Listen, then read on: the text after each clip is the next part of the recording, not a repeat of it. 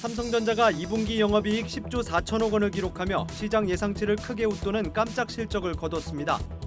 LG전자는 주력인 가전사업과 기업 간 거래 사업 성장으로 역대 2분기 최대 실적을 기록했습니다. 코스피가 삼성전자의 깜짝 실적에 2,860대로 오르며 52주 최고점을 경신했습니다. 증권사들은 국내 상장사들의 이익 추정치가 높아지면서 하반기 코스피 3,000선 실현이 가능할 것이란 전망을 앞다퉈 내놓고 있습니다. 김병환 금융위원장 후보자가 금융투자소득세 폐지가 필요하다는 입장을 밝혔습니다. 김 후보자는 자본시장의 활성화와 기업 상생 측면에서 봤을 때 금투세를 도입하는 게 부정적 영향을 줄 수밖에 없다고 설명했습니다. 김승현 한화그룹 회장의 아들 삼형제가 지분 100%를 갖고 있는 한화에너지가 그룹 지주사인 주한화지분 공개 매수에 돌입했습니다. 한화에너지에서 주한화, 그룹 계열사로 이어지는 지배구조를 통해 그룹 승계가 본격화됐습니다.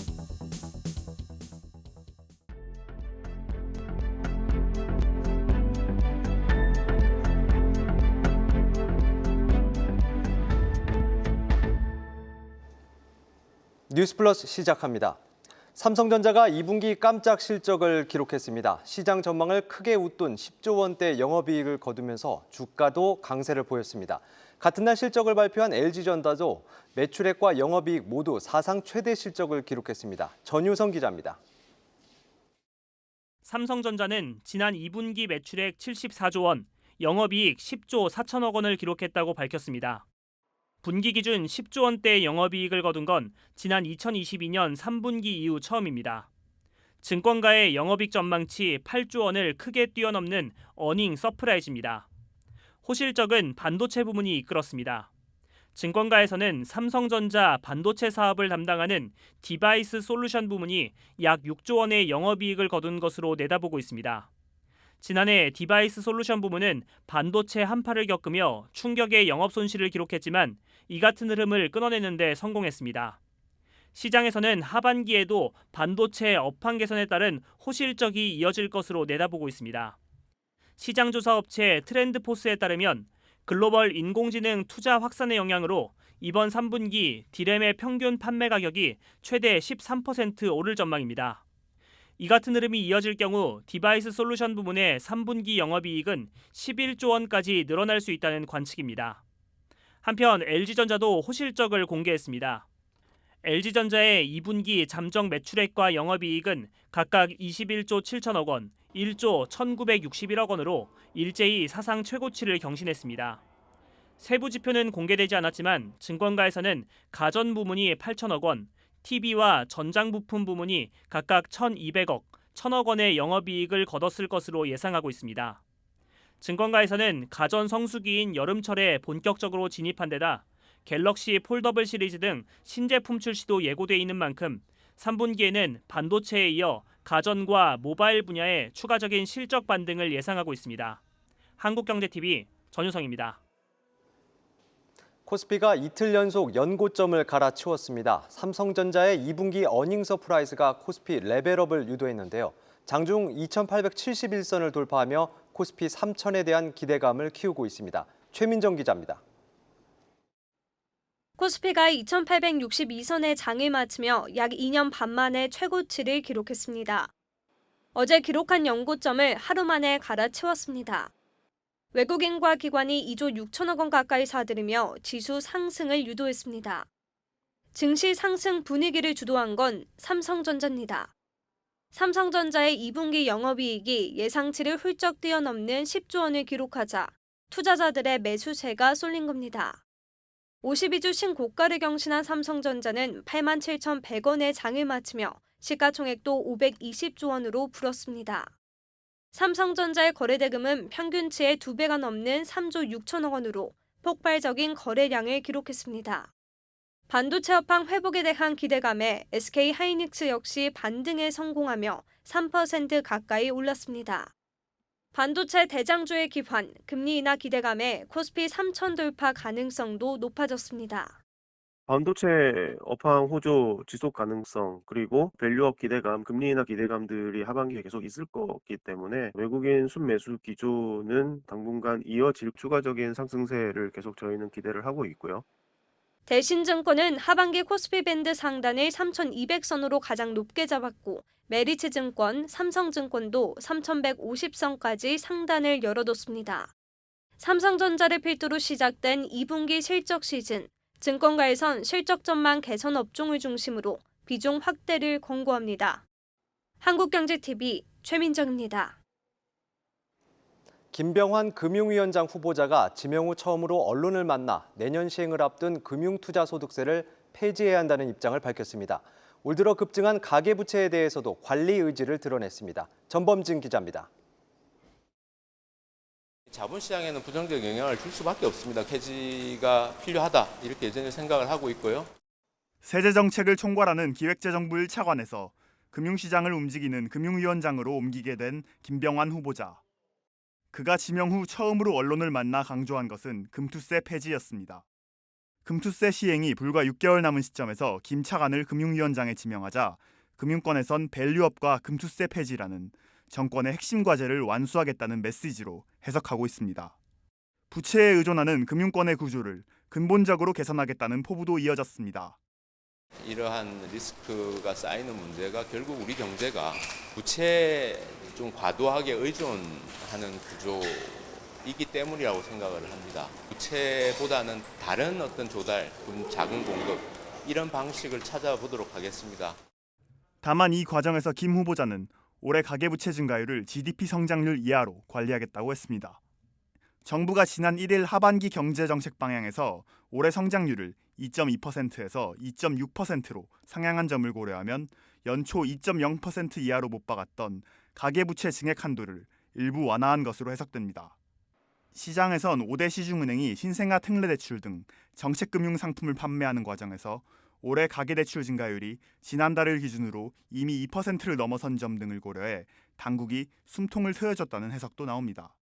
김 후보자는 이달 중으로 예정된 국회 인사청문회에서 금투세 폐지와 가계부채 관리 방안 등 금융권 주요 현안에 대한 향후 정책 기조를 밝힐 계획입니다. 한국경제TV 전범진입니다. 한화에너지가 그룹 지주사인 주한화지분 공개 매수에 돌입했습니다. 한화에너지는 김승현 한화그룹 회장의 아들 삼형제가 지분 100%를 보유한 회사인데요. 경영권 승계 작업에 속도가 날 것이란 분석이 나옵니다. 이지호 기자입니다. 한화에너지가 주 한화 보통주 600만 주를 공개 매수합니다. 기간은 오는 24일까지입니다. 주당 매수 가격은 3만 원으로 최근 한 달간 평균보다 약 13% 높습니다. 한화에너지는 김승현 한화그룹 회장의 아들 삼형제가 지분 100%를 갖고 있는 회사입니다.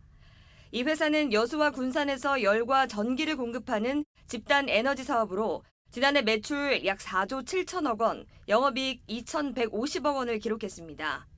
한화에너지가 이번 공개 매수를 성공적으로 마치면 김 회장에 이어 주 한화 지분 17.7%를 보유한 2대 주주가 됩니다.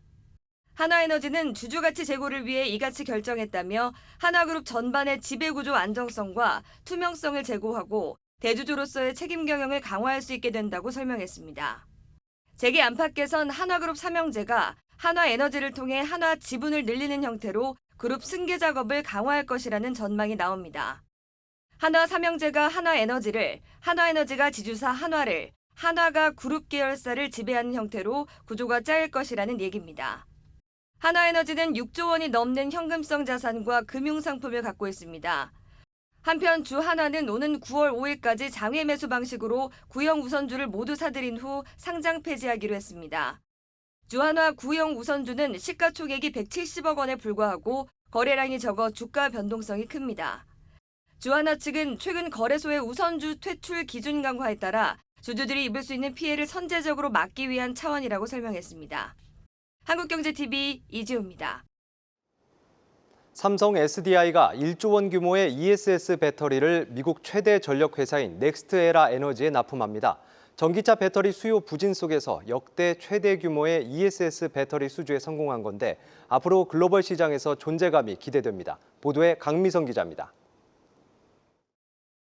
삼성 SDI가 미국 최대 전력 기업 넥스트라에라 에너지와 1조 원대 에너지 저장 장치 ESS 배터리 공급 계약을 맺습니다. 업계에 따르면 삼성 SDI는 총 용량 6.3GW의 배터리를 공급하기로 했고 계약 마무리 단계에 있습니다. 이는 지난해 북미 전체 ESS 용량의 11.5%에 해당하는 규모로 금액은 약 1조 원입니다. 넥스트에라 에너지는 미국 최대 전력 기업으로 이번 계약을 통해 삼성 SDI의 ESS 배터리를 대규모로 도입하게 됐습니다.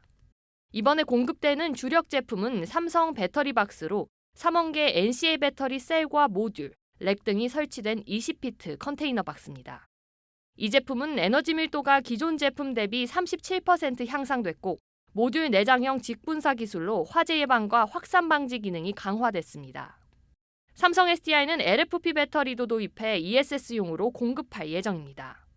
LFP 배터리는 기존 3원계 배터리에 비해 안정성이 높고 비용 효율성이 뛰어납니다.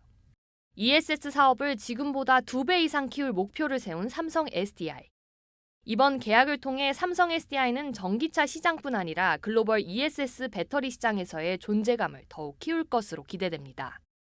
한국경제TV 강미선입니다.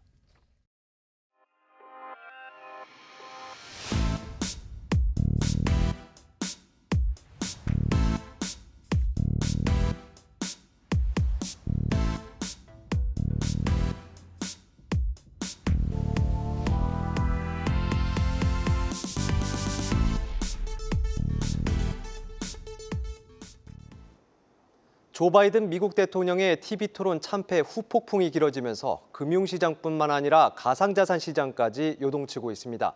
미국 현지에선 이번 주말이 바이든 대통령의 운명을 좌우할 분수령이 될 것이란 전망이 나옵니다. 박찬희 기자입니다. 비트코인 가격이 54,000달러, 우리 돈으로 7,800만 원 선이 무너지며 4개월 만에 최저치를 기록했습니다. 지난주 치러진 미국 대선 첫 TV 토론 이후 조 바이든 미국 대통령의 후보 교체설에 힘이 실렸기 때문입니다. 블룸버그 통신은 바이든 대통령 대신 더 강력한 민주당 대선 후보가 등장해 가상화폐의 우호적인 도널드 트럼프 공화당 후보의 당선을 어렵게 만들 수 있다고 내다봤습니다. 스스로를 가상화폐 대통령이라고 표현한 트럼프 전 대통령의 당선은 시장에서 호재로 작용했는데 또 다른 변수가 생긴 겁니다. I screwed up. I made a mistake, but I learned from my father. When you get knocked down, just get back up. We're going to just beat Donald Trump like we did in 2020. We're going to beat him again. 앞서 바이든 대통령은 언론 인터뷰를 통해 대통령 자리를 지키고 11월 대선에서 재선에 도전하겠다고 밝혔지만 현지 반응은 냉담합니다. 시에나 대학교가 공개한 여론조사 결과 바이든 대통령 지지율은 트럼프 전 대통령 지지율보다 8%포인트 뒤처진 것으로 나타났습니다. 대선 TV 토론 전보다 2%포인트 더 벌어졌습니다. 현재 민주당 차기 후보로는 카멀라 해리스 미국 부통령이 거론됩니다.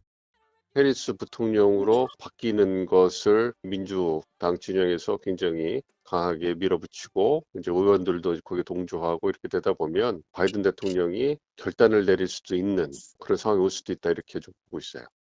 현지에선 이번 주말 바이든 대통령의 사퇴 여부가 판가름 날 것으로 점치고 있습니다. 현지 시간 5일로 예정된 ABC 방송과의 인터뷰와 다음 주에 예정된 나토 정상회의가 사면 초가에 몰린 바이든 대통령의 운명을 좌우할 중대 분수령이 될 전망입니다. 한국경제TV 박찬유입니다. 내년 3월 하루 12시간 주식 거래가 가능한 대체 거래소 넥스트레이드가 출범하면서 주식을 사고 파는 시장이 2개로 늘어납니다. 두 시장 중 가격이 더 저렴한 곳에서 거래가 체결되도록 넥스트레이드와 코스콤 모두 시스템을 구축하고 있는데 넥스트레이드의 기세가 무섭습니다. 현재까지 4개 대형 증권사가 넥스트레이드와 계약을 체결한 것으로 확인됐습니다. 신재근 기자가 단독 취재했습니다. 주식 거래 시장이 2개로 늘어나면 같은 종목이라도 시장마다 가격이 달라질 수 있습니다. 예를 들어 삼성전자 한 주가 한국거래소에서는 10,000원에, 대처거래소에서는 9,000원에 거래될 수 있습니다. 이 때문에 두 시장의 가격을 자동으로 비교해 더 저렴한 곳에서 주문을 집행하는 시스템이 필요한데 이를 자동 주문 전송 시스템 SOR이라 부릅니다. 넥스트레이드와 한국거래소의 전산 시스템을 관리하는 코스콤이 각각 이 시스템을 개발했고 증권사와 솔루션 제공 계약을 맺는 단계입니다. 자체 시스템 구축에 나선 키움증권과 넥스트레이드 불참 의사를 밝힌 메리츠증권을 제외한 상위 10대 증권사 중 지금까지 미래에셋증권과 KB증권, 한국투자증권, 삼성증권 4곳이 넥스트레이드와 계약을 맺은 것으로 파악됐습니다. 하나증권도 계약 직전 단계로 확인됐습니다. NH투자증권은 코스콤 시스템 도입을 유력하게 검토하는 것으로 전해집니다. 대형 증권사들이 넥스트레이드 시스템을 선택한 것은 증권사 원장 관리 시스템에 과부하가 걸릴 가능성이 적다는 판단 때문으로 알려졌습니다. 한국거래소와 대체거래소 두 시장 간 가격 차이가 발생했을 때 두 회사 시스템은 처리 방식에 차이가 있습니다.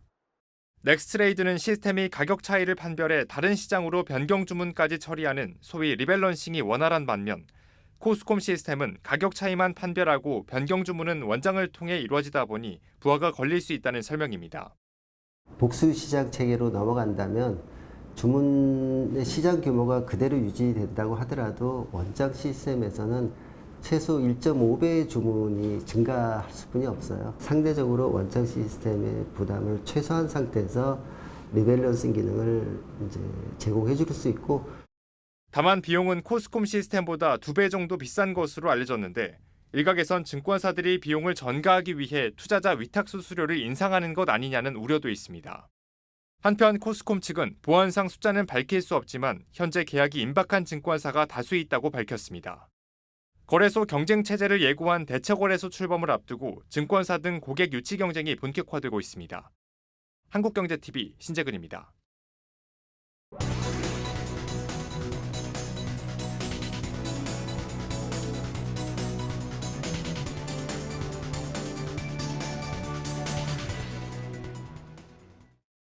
부동산 플러스입니다. 오늘로 예정됐던 제22대 국회 개원식이 여야 간 정쟁 속에 연기됐습니다. 개원식은 미뤄졌지만 선거가 끝난 이후 각종 위원회 구성은 마쳤고 법안 발의도 이어지고 있습니다. 부동산 정책 관련 입법을 담당하는 국토교통위에 어제까지 발의된 의안만 벌써 103건입니다.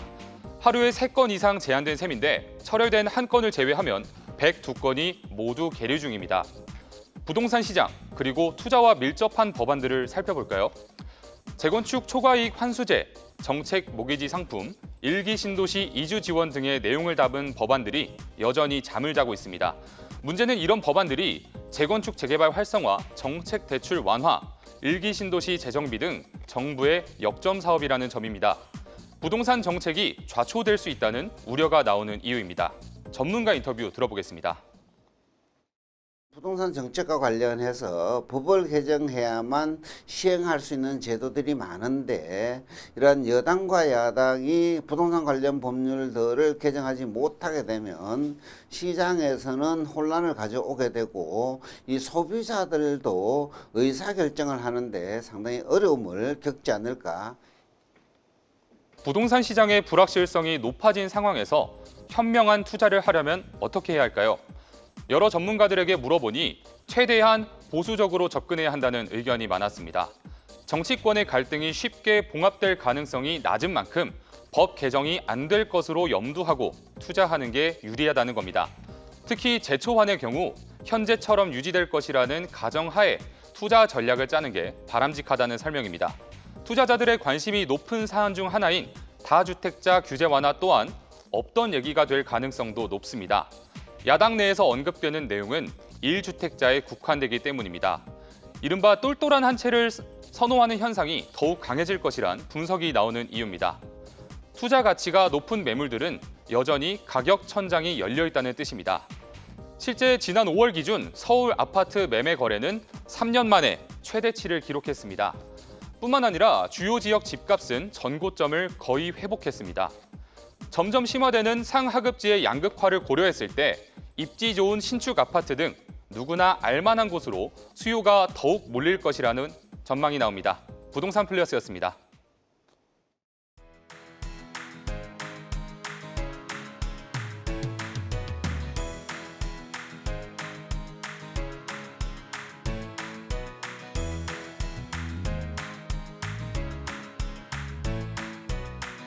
제 통장을 만드니까 기분이 좋았어요. 돈 벌어서 좋아요. 은행이라는 곳이 사실 조금 많이 학생들이 다가가기 어려운 곳이라고 생각하는데 팝업 스토어를 통해서 좀 가까이 다가갈 수 있어서 좋은 것 같고,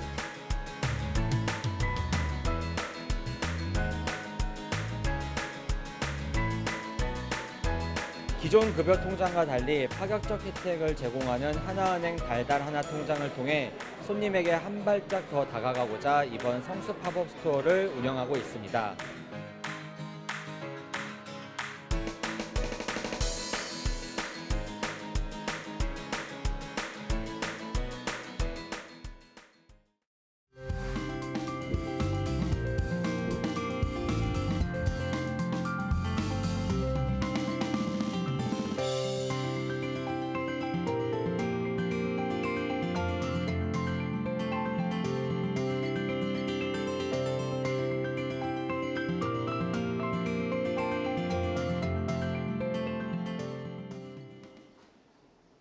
오늘 준비한 뉴스 플러스는 여기까지입니다. 함께해 주신 여러분 고맙습니다.